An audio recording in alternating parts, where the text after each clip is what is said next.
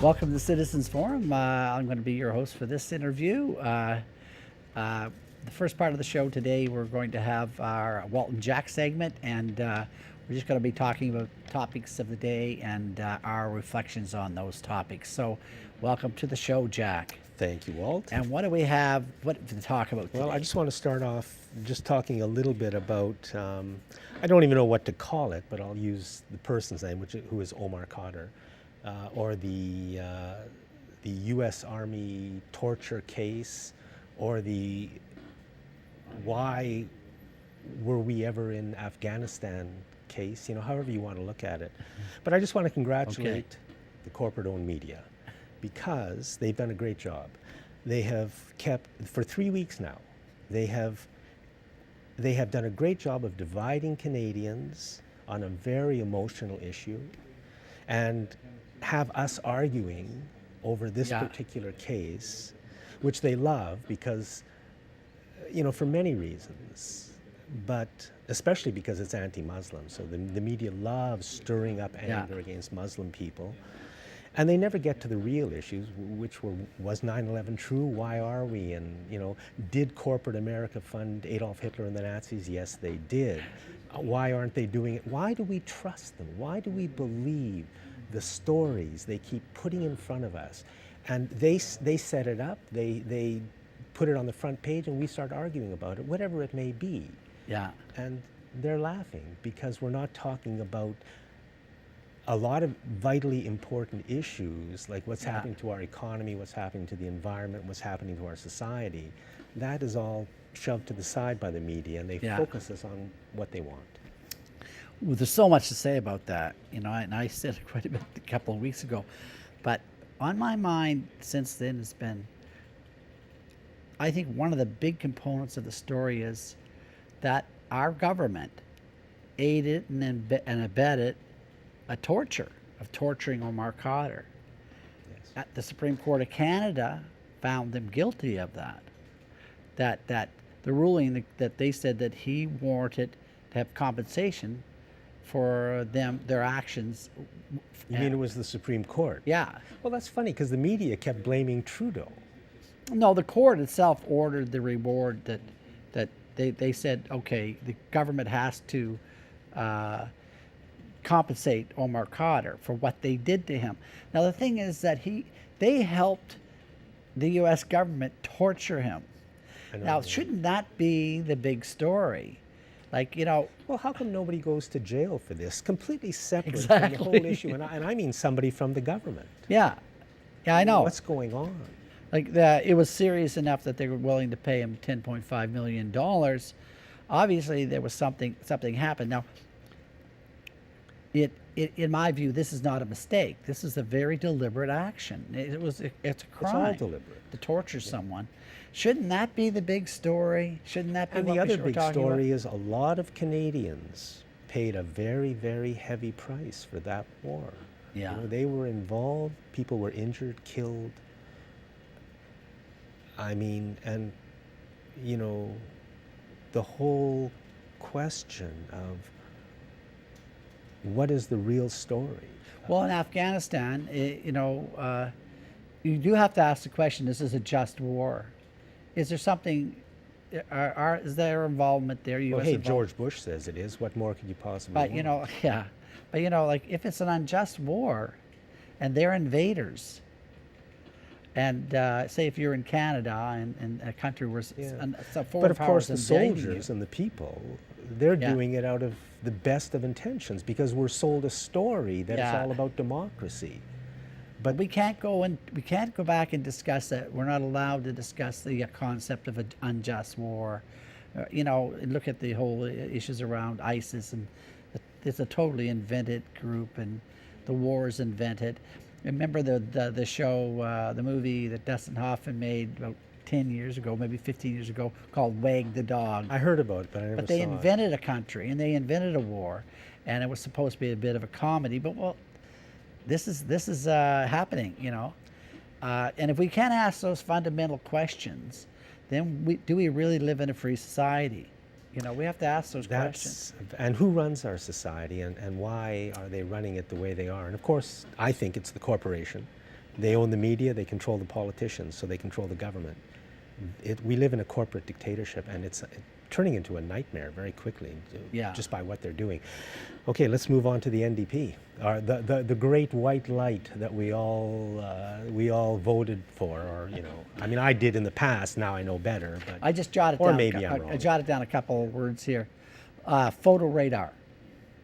Now, what's your memories about the NDP bringing in photo radar back when they were in power? Yeah, so they were in government from 1991 to 2001. They brought in photo radar maybe halfway through. You and I looked into the numbers. We actually got the numbers from ICBC, and what happened was death rates on the highways and streets dropped, Steadily. and quite significantly as Yeah. well. And secondly, there were a lot fewer injuries.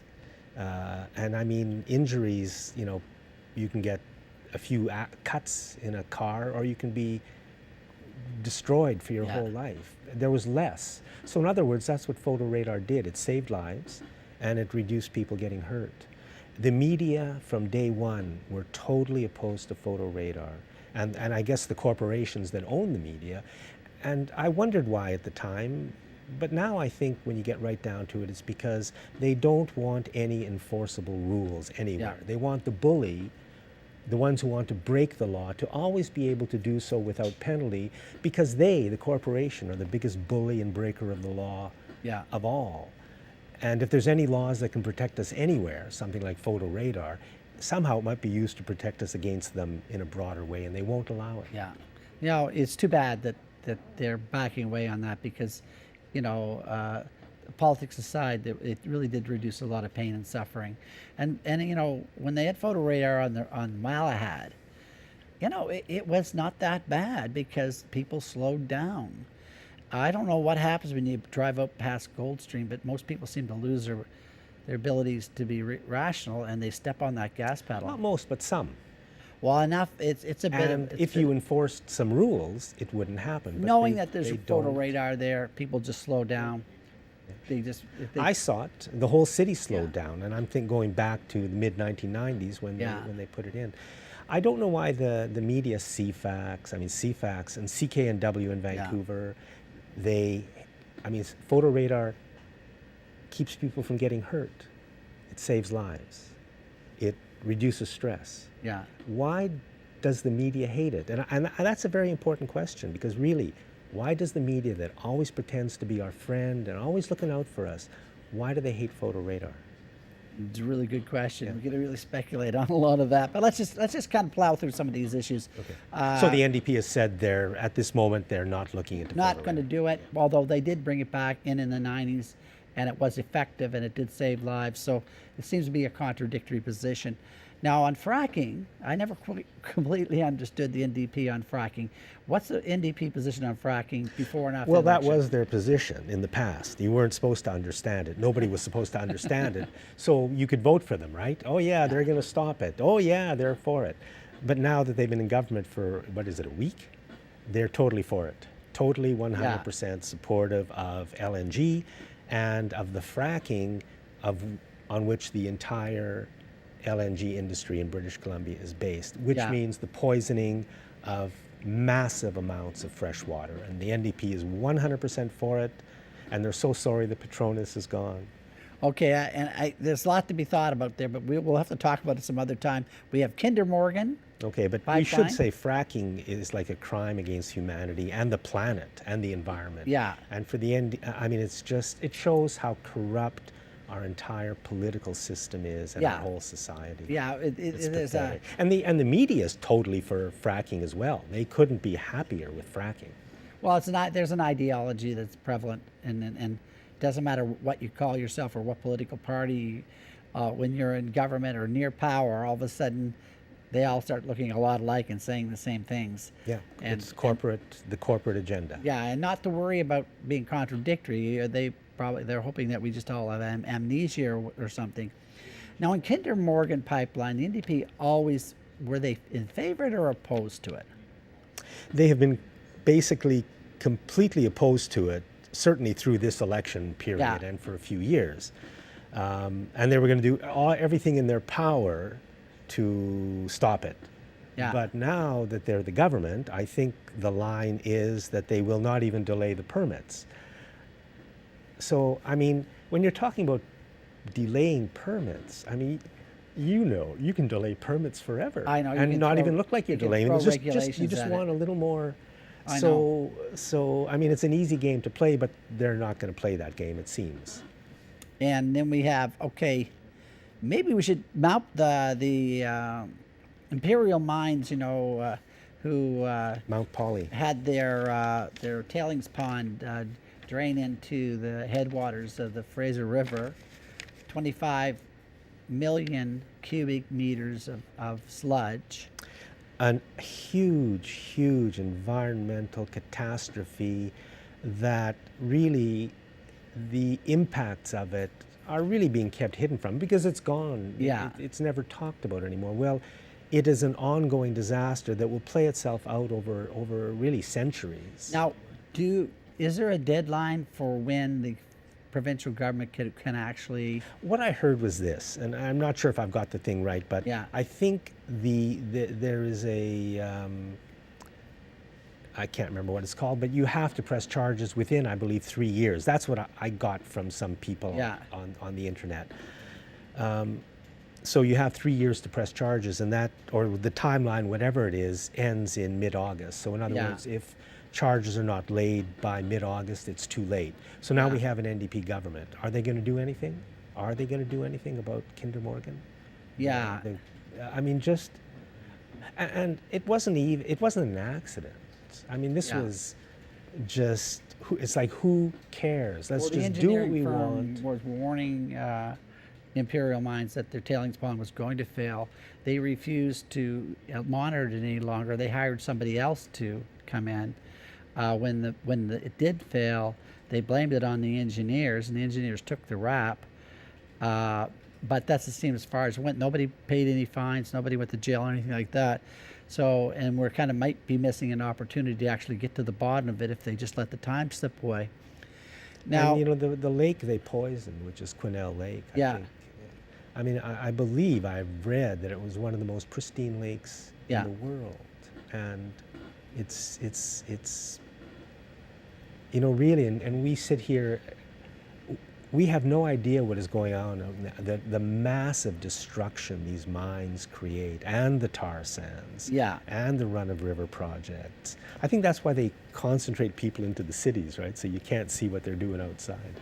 well, and who has the resources to go there and investigate? The media does, and the government does, but unfortunately, both of them work for the corporation. Well, let's see. Well, maybe the NDP might do the right thing and get an inquiry going.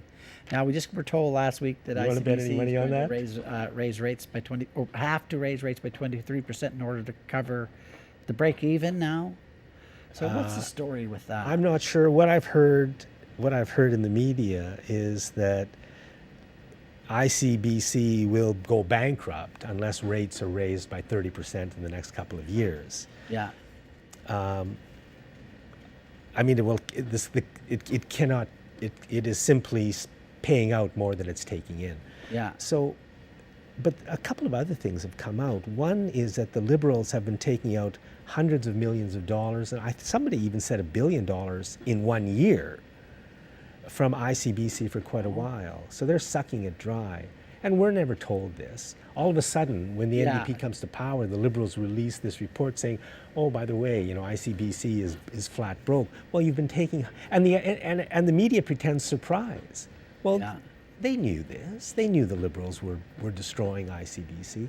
And the other reason for ICBC being in trouble is that there's been a 23% increase in accidents. Oh, maybe that's what it was. Okay. And the Liberals raised speed limits on a lot of the highways. They brought in this law that if in the left-hand lane you can go as fast as you want. There are no speed limits. There's no enforcement Yeah. anywhere by the police of speed limits, it seems. The NDP now says they won't bring in photo radar. It's like, Yeah. when you do things like that deliberately, that is Liberal government policy. Yeah.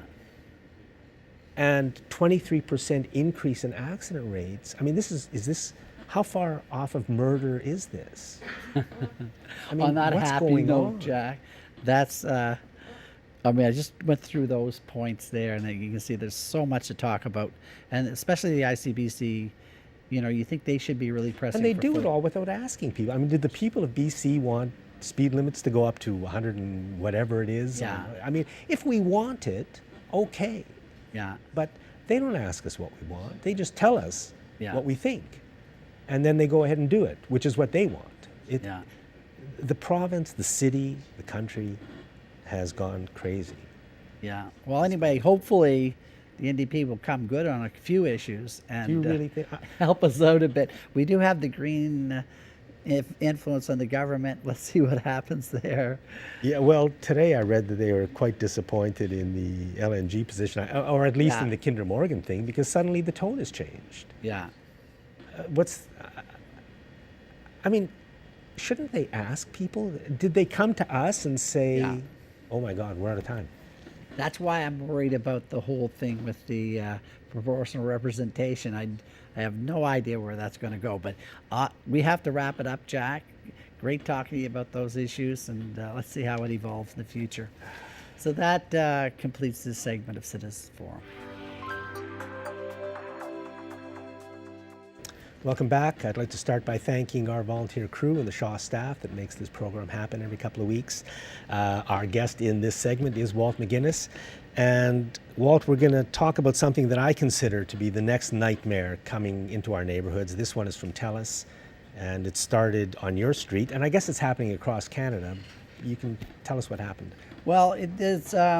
They're rolling out a network that seems to have a combination of wireless technology using radio frequency radiation, using what is essentially microwave transmitters on the tops of telephone poles, as well as a fiber optic system that they were installing to people's homes.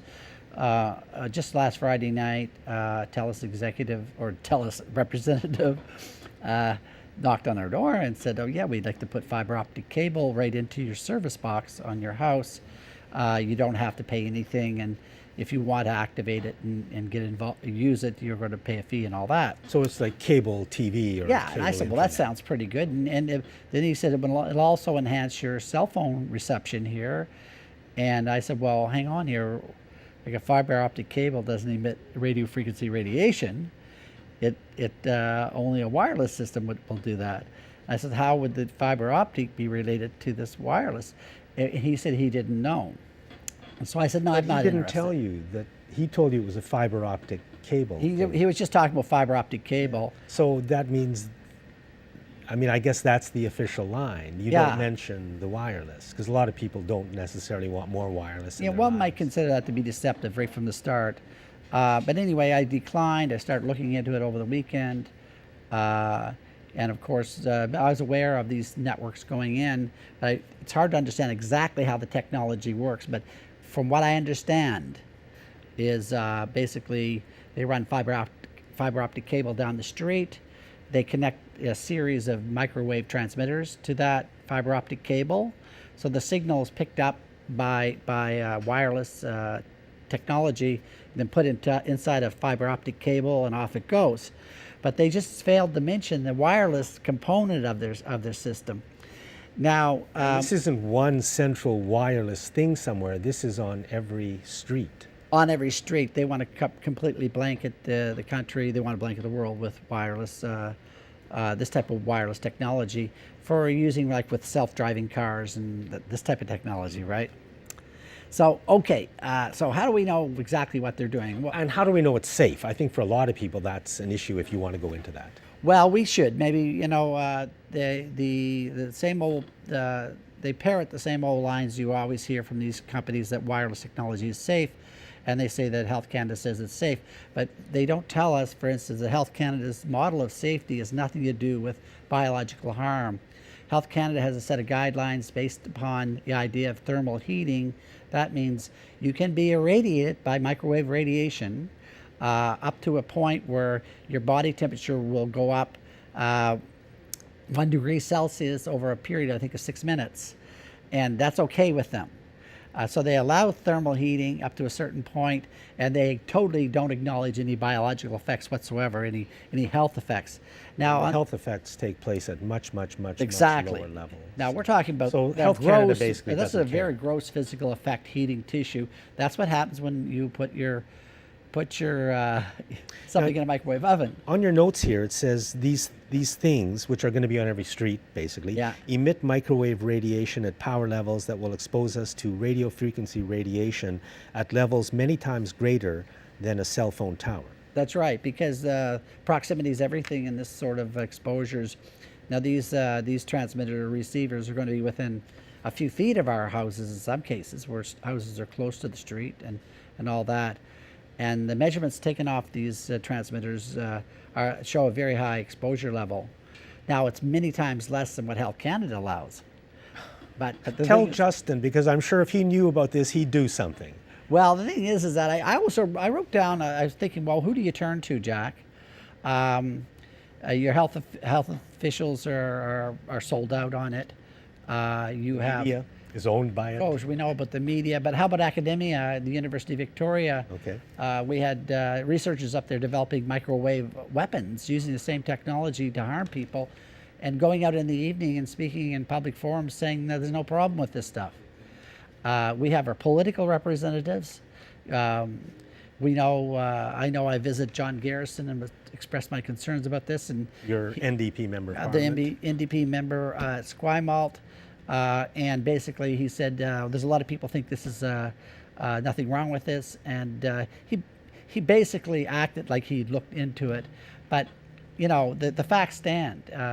Is just a total unwillingness to look at this issue in a scientific manner. We're hoping perhaps the Greens might come around and have a bit more progressive policy, but they don't have it right now. So we really, we'd have no one to turn to here. Public health officials? They're just not qualified to comment on it. Dr. Perry Kindle has no understanding of radio frequency radiation whatsoever. But he pushes the official line of He just parrots what Health Canada says. Health Canada, by the way, is following guidelines that were created by a group of engineers that it's called the International Commission on Non-Ionizing Radiation Protection. But it's a private group. It's registered as a private club in Switzerland or something like that. It has no board of directors. It has no way of creating any kind of sensible policies on this.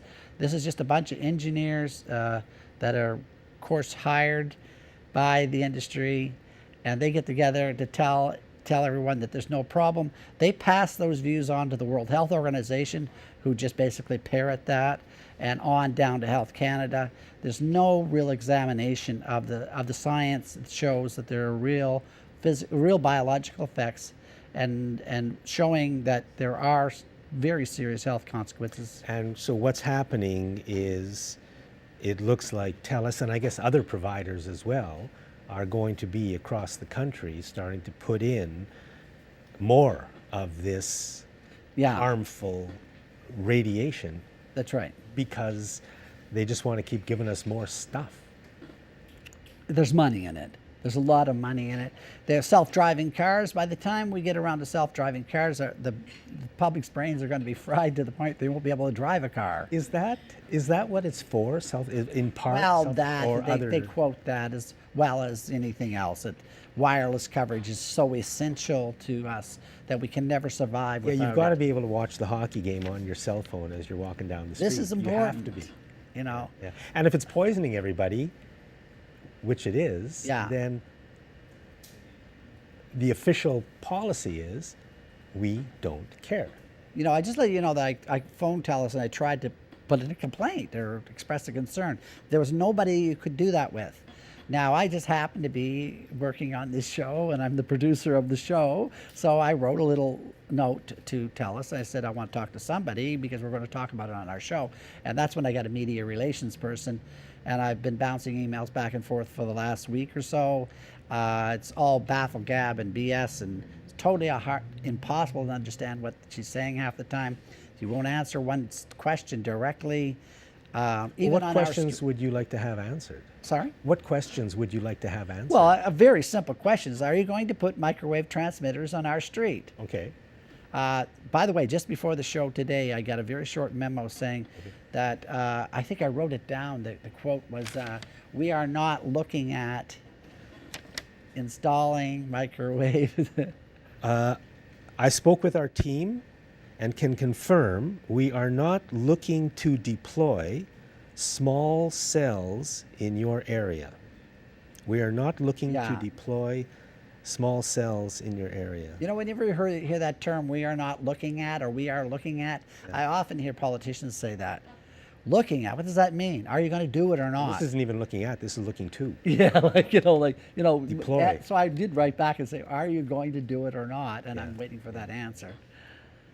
But, I mean, it doesn't matter. They can say, no, we're not, and then change their tune a month later, like Trudeau did with proportional voting, or the NDP just did with fracking, and it doesn't matter. They just do what they want. The corporation now does what it wants. We were involved in trying to keep cell phone towers away a number of years ago, and what I realized was that they don't respond to anything besides public pressure and bad press and all that. And I'm very willing to give them lots of bad press and do everything I possibly can to embarrass them, because they're doing something here that's really unethical in my view. If the people that work for TELUS could be very nice people, but they're mouthing a corporate line, and it's very dangerous in our society when we let organizations like this with so much power threatening. By the way, everyone would always be worried to be sued from a company like that, because they got bottomless pockets. So we have to be so cautious of what we say on air. We have to be just so cautious all the time. Well, that robs us of our rights and freedoms as citizens of this country. I should be able to come on this show and say something entirely wrong, and just have completely the wrong idea, and I should be able to express that. That's what happens in a free society. That's what the measurement is of a free society, is that people can express their opinions freely. And large corporations like this are very intimidating, and there's always an undercurrent of that whenever you talk to them, that that we're not going to get the story right. It's funny that we don't know about this, because I listen to CFAX all the time. I watch the news, national news, CBC, CTV, Global. They always cover CFAX cover petty crime. They love petty crime. And they love serious crime. They cover that to the thousand. But this, which is coming to our very streets, I haven't heard anything about it. Yeah, I just the media isn't helping us out. Our very own CBC the other morning, Gregor Craigie interviewed a counselor from Souk.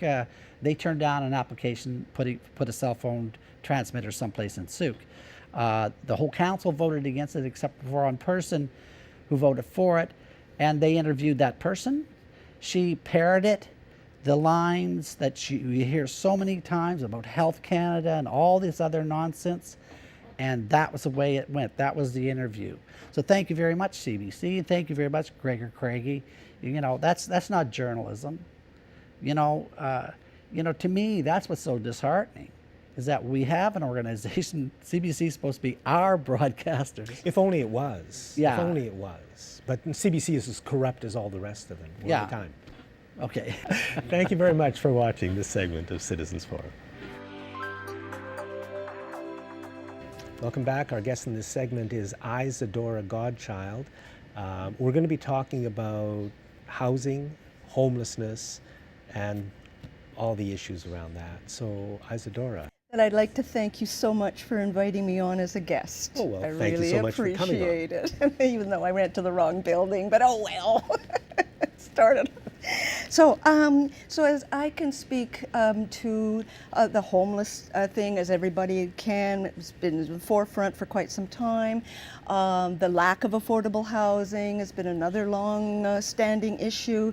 But the one that's really shocking to me is the divestment of all subsidized housing, apparently right across Canada. What do you mean by divestment? Well, divestment means that the government wants to basically offload all their subsidized housing, which they're responsible for, and either sell it to the private sector in some cases, but mostly, as far as we know, it's going to nonprofit societies and stuff. So they have the option. So there are a few case studies here, but I'll first give a brief snapshot of Canada as prior the 1975 was when we did not have any homeless people, we did not have any drug problems, everything was affordable. Jobs and were on par with a living wage, and one of my young guy pals said to mention that a living wage is different than a minimum wage. Yes. So I said I'd be given that plug for that. And also going back to those years, the rich weren't that rich, No. and the poor weren't that That's poor. right. And We had a middle class. Yeah. Even the poorest of the poor had homes. That's right. And there was never any homeless. So just wanted to That's an important thing to point out, Well, because it we can do that is. again. That's right, absolutely. What's been happening in those years, and it kind of happened. It began in the around 1975, where they kind of what you'd call took the lid off of rents, so that you could pretty much charge whatever you pretty well liked. Because so for example, a two-bedroom apartment prior to 1975, 1980 was like $150. And then after that, it was like $250, $350, $450, and it just kept escalating at that. When I first moved to Vancouver, I had one housekeeping room. That's where you had a little fridge and a little sink and everything, and that was like $50. Wow. So you can see $50 for a room back then to $800 now, right? I mean, it's whoa. Anyways, and I think the main factors of the homelessness and stuff is that, beginning kind of what was shown was when they closed Riverview. Yes. They closed Riverview basically. What would they think to dump not only these people suffering to begin with, but then they dump them out in the streets? Yeah. That was the plan. That was the plan. And they did it right across North America Right in across. those years. Absolutely, absolutely. And that's absolutely disgraceful and unacceptable, Well, it's And that's- disgraceful. Seems to be acceptable. They've done it. Totally. And then the other was, like I said, they deregulated really the rents in a way. Housing morphed from basic human necessity to basically a luxurious commodity kind of a thing. And then there was this open market on foreign investment. So they there was just no cap on it. It was like, come on in and buy up whatever you want. The whole world. Yeah, the whole world. Welcome, right? And that has nothing to do with the foreign investors. No, That has to do with no. our own governments saying, Exactly. sure, come and do it. Exactly, absolutely. Sell us out. Yeah. So, so now, oh yeah, and then the Central Mortgage and Housing stopped building social housing, basically, because they built all kinds of it, right? And so then Do you have any idea of the numbers that they used to build? I know it was thousands of it units was a year. thousands and thousands of it. I mean, it was just, they just kept at it because The government made sure that there was enough housing for the people who lived here. What's wrong with that? I know. Well, because they all of a sudden got dollar signs in their eyes because with all this foreign investment they could welcome in, which was going to jack up everything. And then it was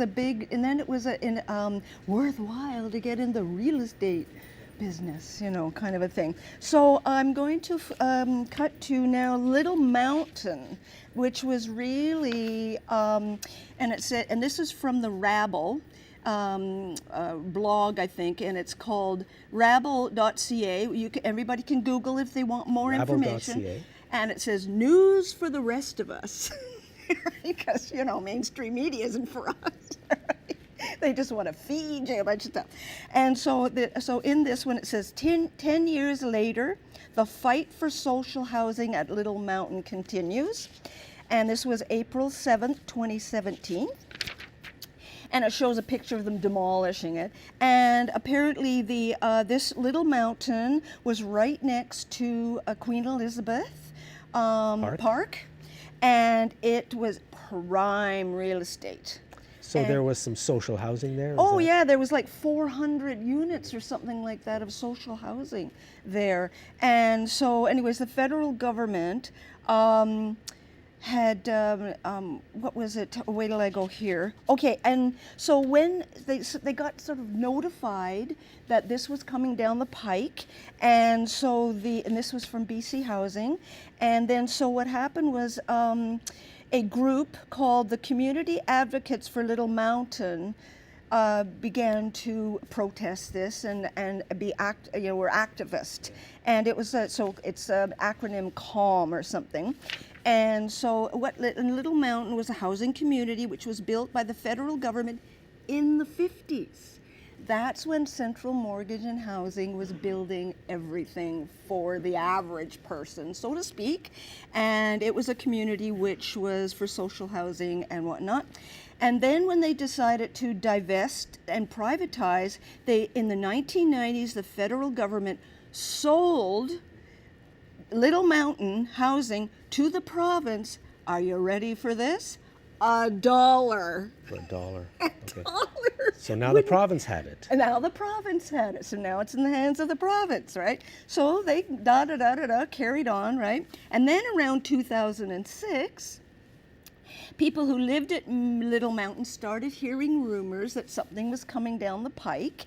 Then in March 27th, on March 2007, they got announcements that the place was being sold or going to be demolished or something like that. And then, so they started organizing. And then they said, basically they were saying, well, why are you destroying our homes? And why are you trying to sell off public access, assets when you should be keeping this in the public sector? And then,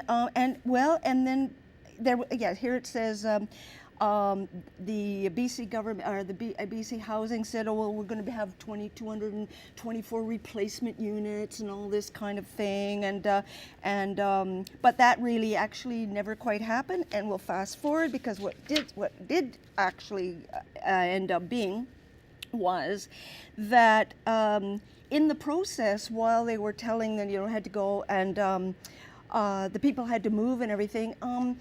Most of them did, except for 4 holdouts, and it turns out that they won, and then they got to stay. There was some insider help or something, so 4 of them got to stay. However, in the process, it had been apparently a development company called Holburn Development is a giant Malaysian holding company. So they're the ones who wanted this property. So then in 2000, I think it's 2010 or. Okay, we got 3 minutes left. Oh, okay. No, but which is fine, but Okay. just to make sure that you cover the things you want to cover. Okay. Well, look at this. You're going to have to come back. I'm going to have Okay. to come back. Okay. But I just want to point out here that according to Central, one thing too is that the Central Mortgage and Housing Corporation, the federal government, they've been trying to redefine what affordable means. Right. And what the development community and various governments have been working hard to change the definition. And so it goes down and it says, and what they've said is that affordability means that a unit of housing is affordable for somebody who can afford it.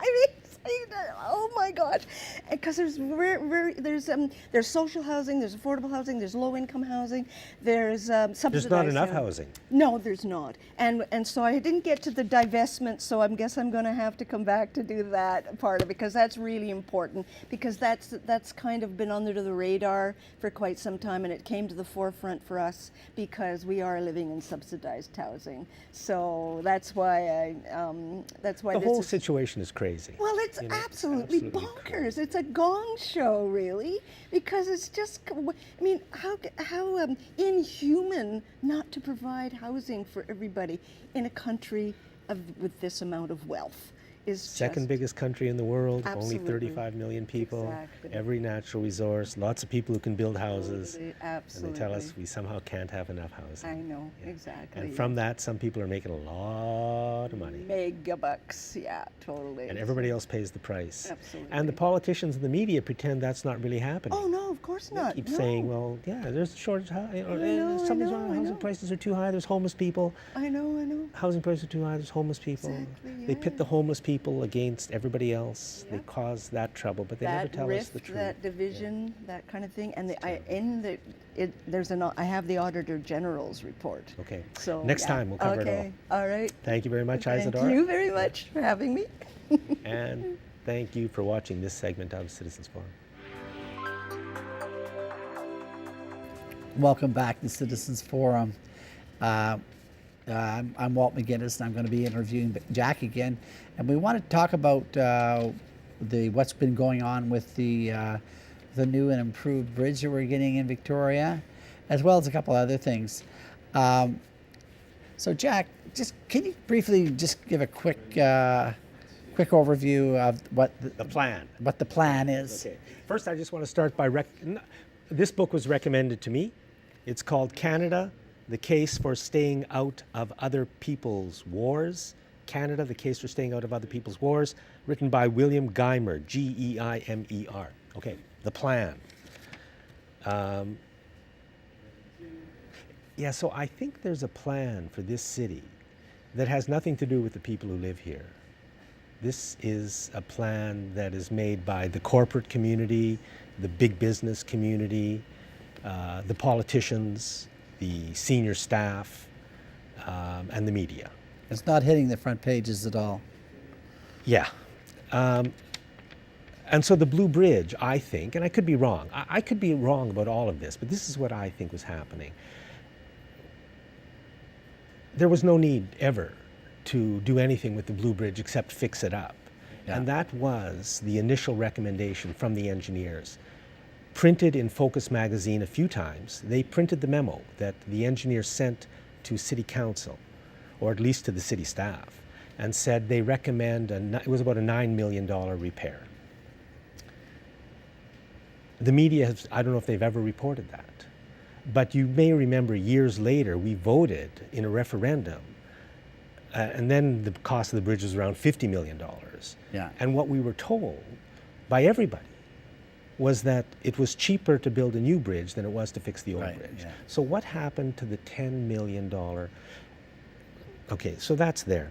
The plan is, I think, to make Uptown Mall, the Walmart Mall, the new center of the city. And they're doing it by, well, they took out the rail bridge into downtown Victoria. Yeah. So the future, it has to be rail, because the day of the car, whether we like it or not, is over if we want to save our lives. So there's two ways to do it. Either you can come down the E&N route. The track is already there. It goes from Langford to downtown. It brings people into the downtown. The track is there. The route is there. It would cost maybe $60 or $70 million. That's the number I've heard. I could be way off, but those are the numbers I've heard. To get it ready to go and run commuter rail every 10 minutes or 5 minutes in the rush hour into downtown. And you have express buses coming off the line. Well, they took out the bridge, right? And I think that was a big part of it, was Yeah. taking out the rail bridge. The wasting of $100 million of our money, that's also a nice part of it, because who gets Yeah. that money? And it may be that the new bridge is planned to not work, which is really going to have a big impact on this city as well. So we can no longer run rail from Langford into downtown. So the new plan is at a cost of, I think it's $980 million, not $60 million, but $980 million to run the rail system from Langford to Uptown Mall and then to downtown, Along the highway or along the highway or something, yeah. Now, maybe that's what people want. Maybe that makes sense. But that's not the way these people operate. The way they operate is they tell us we need a bridge, right? And the only reason we need the bridge is that they stopped maintaining it, right? Yeah. So it started to look the rust would start to show through because nobody was painting it. That's the way I think these people operate, Yeah. based on the actual facts of the case. Yeah. But I could be wrong. Yeah. So the referendum, I mean, there were 4 city councilors who are still on city council now, who were on council at that time. And it would be nice if one of them, we should invite one of them to come on the show and tell us, how did we go from $10 million to $120 million and lose the rail bridge? I mean, how did any of that make sense? And yet here we are. And the 4 were Pam Madoff, Charlene Thornton Joe, Jeff Young, and Chris Coleman. And it would be nice to know. Yeah. So the mayor was Dean Fortin at the time, was maybe the main force in pushing this along. He was voted out of office largely because of that, and then given a very nice job at probably twice the wage by the CRD, I think. So Now, just to recap, though, is the existing bridge that is running good point. traffic across the car traffic, could that be used as a rail Yes, bridge? we have not completely lost yet, Yeah. but nobody is mentioning it. I heard it mentioned by Ross Crockford on CFAX months ago, and I thought, wow. And the old blue bridge that still remains can be used for rail. Wow. It is rated for rail, so we haven't lost it, but they still plan to cut it, to knock it down. Yeah. And I haven't heard a word from anybody else except for Ross that one time, and I phoned up a few times and mentioned it. There should be, at least we should look at it, because how important is rail to downtown, Yeah. you know? And it's to us. It's a wonderful piece of technology, you know. It is. It's such a simple technology. It's been so reliable. There's never been any problems with this bridge. And one would really wonder why ever change it, but we're down that road now. We're just waiting for these We are parts from down the road, China. but I think it's important that people are held accountable for this series of disasters. Yeah. And it would be just, I don't even fault necessarily the city councilors who were on, but I would just like to know why they made the decisions they made. I mean, how did we go from a $10 million repair to a $120 million disaster? And the city did something called a lessons learned report. Yeah. They commissioned it, the city council, and what lessons have they learned from what happened with the Blue Bridge? Well, Mayor Lisa Helps was on radio one day, and I phoned her up and asked her about that. And are we out of time? Okay, I would just say no lessons have been learned, and they don't want to learn any lessons. Well, let's just see what happens in the future. It's going to get interesting now that they have these parts. Hopefully they all go together and this new bridge works. I hope we have a guarantee that it's going to open and close. But we're out of time. Okay. Well, that completes the segment. Welcome back to Citizens Forum, and we have with us Will Smith today, and Will is, of course, our director here at off of the Citizens Forum program. And Will has come up with some ideas on basically how we should perhaps approach some of these more serious issues that are happening in the world, and maybe have a little healthier attitude towards all these crises that we have to deal with every day. So welcome to the show, Will. Thanks, Walt. It's always a pleasure to be on the show. I love directing the show, and I love being able to do my own little rant from time to time. So this week, one of my friends sent me a YouTube video, and the URL will be here eventually. And this video talks about disruptive technology, which if you've watched the show before, you know how much I like to talk about disruptive technology. And this fellow talks about the disruptive technology of electric vehicles and how our world is going to be changed so drastically by 2025, 2030 that we won't recognize it. And if you just watch the first couple of minutes of the show, you really get a good flavor. So that he shows a picture of New York City in 1900 during the Easter parade, and the street is full of horses, and there's one car, you can't even see the car. And then 13 years later, just 13 years, and the street is full of cars. There's one horse, and it's hard to spot the horse. So this was a revolution that happened. And of course, in 1900, I mean, he has a couple of quotes that, the horse will never be supplanted by the automobile. I see Yeah. all these ridiculous quotes. So the point of all this is it's really hard to see, no matter whether you're just a person or a corporation. And he brings up the point of AT&T had a study commissioned in the 1980s of how many cell phone users they thought might be All right. around in the year 2000. Yeah. So they came up with this number of less than 1 million people would be using cell phones by the year 2000. Well, it turns out that over 100 million people used cell phones, and who could predict that? And who could predict the market for the smartphone and the apps? I mean, I think the apps in a few years was already a $30 billion marketplace that no one had anticipated. So the idea of this that I got from watching this video, and my wife and I watched it, and we were really motivated by the end of this video, because we realized the world is going to be a different place, and it's going to be a lot cleaner, and we're not going to have all these noisy vehicles around, and it's not going to take that long for all this to happen. And so what I wanted to suggest is, I brought in a friend of mine. His name is Jib Jab, and I think that instead of railing on all these people who aren't, I mean, our leaders are not, they're evidently trying to lead us off the cliff in a bus, and they're arguing over whether to spray paint the windows black or blue so nobody notices it while they're driving it off. At least that's what it looks like to me. So instead of worrying about what they're doing, because obviously they're non-self-educating and they're not going to fix it, we just grab one of these, and every time you see something that they're doing, you just and express yourself. That's how I feel about it. Would you So- like to try it? That's what I. Yeah, I've done I it. really would. I know that I've seen the look on your face. I mean, for example, when we heard that Canadians don't care about fair voting systems, start just shaking. go, like, Is that and your point of view? You I don't can care think about of fairness? a few politicians that So one anyway, hand or two. it's Is it- just it's a way to keep your laughter, keep your oxytocin flowing.